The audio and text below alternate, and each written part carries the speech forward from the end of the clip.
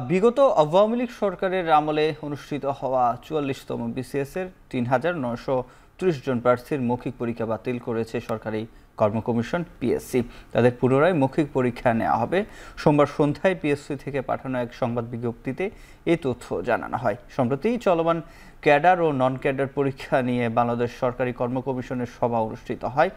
সেখানে এই সিদ্ধান্ত নেওয়া হয়। পিএসসি জানায় ৪৪তম বিসিএস এর লিখিত পরীক্ষায় উত্তীর্ণ ১১,৭৩২ জন প্রার্থীর মধ্যে ৩,৯৩০ জন প্রার্থীর মৌখিক পরীক্ষা গেল ১৮ জুলাই অনুষ্ঠিত হয়। সরকার পতনের পর ২৫ আগস্ট বাকি মৌখিক পরীক্ষা স্থগিত করা হয়। পরে গত ৮ অক্টোবর তৎকালীন কমিশন পদত্যাগ করে নতুন কমিশনের প্রথম সভায় এসব সিদ্ধান্ত নেওয়া হয়েছে।